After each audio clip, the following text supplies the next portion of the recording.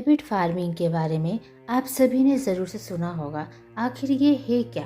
Rabbit farming का मतलब है खरगोश पालन। जी हाँ, अधिकतर रैबिट फार्मिंग रैबिट के मीट उत्पादन के लिए किया जाता है, खरगोश के ऊन के लिए किया जाता है।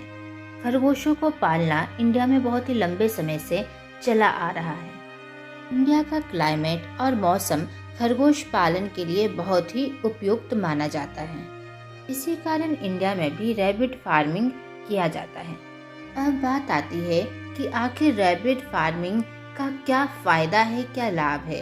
तो देखिए, खरगोश एक बहुत ही छोटे प्रकार का जानवर होता है और छोटा आकार होने के कारण इसको पालना बहुत ही सरल हो जाता है। खरगोशों को पालने में ज़्यादा बड़ी जगह की ज़रूरत भी नहीं पड़ती। छोटे से घर में भी इसको आराम से पाला जा सकता है। खरगोश बहुत ही जल्दी बच्चे भी देते हैं। जी हाँ, तो एक ये भी बहुत ही बड़ा कारण है। और खरगोश को रखने में, उसे खाने खिलाने में ज़्यादा खर्च आती नहीं है। खरगोश को घास, सब्जियाँ, ये सारी चीज़ें उपलब्ध कराने से वो सरवाइव कर पाते हैं। भारत में बहुत सारे रैबिट है जिनकी रैबिट फार्मिंग की जाती है, जैसे न्यूजीलैंड वाइट ब्रीड, सफ़ेद खरगोश, भूरा खरगोश, सोवियत चिंचिला, डच रैबिट और ऐसे बहुत सारे रैबिट है जिनकी फार्मिंग की जाती है। खरगोशों में प्रजनन करने की क्षमता का विकास उनकी उम्र के केवल 5-6 महीने से ही हो जाता है। एक अच्छी नस्ल का विकास करने के लिए एक मेल रैबिट को उसकी उम्र के 1 साल बाद ही ब्रीडिंग के उपयोग में लाया जाता है। प्रजनन के लिए हमेशा एक स्वस्थ और अच्छे भार वाले खरगोश का उपयोग किया जाता है।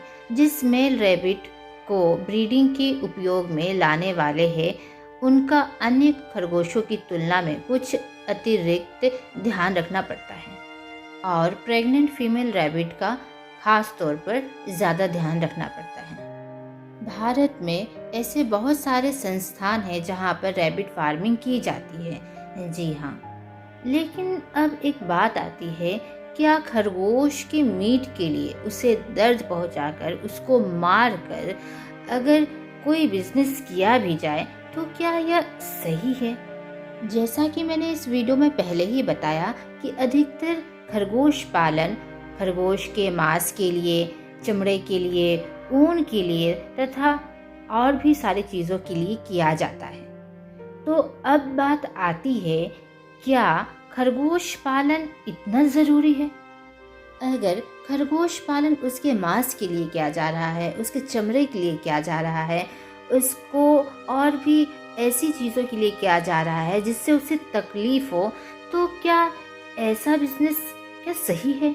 आपको क्या लगता है? अगर रैबिट फार्मिंग खरगोश के ऊन के लिए किया जा रहा है और वो भी सही तरीके से, जी हाँ, जैसा कि मैंने आपको अन्य वीडियो में पहले भी बताया था कि अंगोरा ब्रीड रैबिट ऊन प्रोवाइड करता है। जी हाँ, अगर खरगोश के ऊन को सही तरीके से निकाला जाए और ऐसे में उससे बिजनेस किया जाए तो इसमें मुझे लगता है कि कोई दिक्कत नहीं होगी।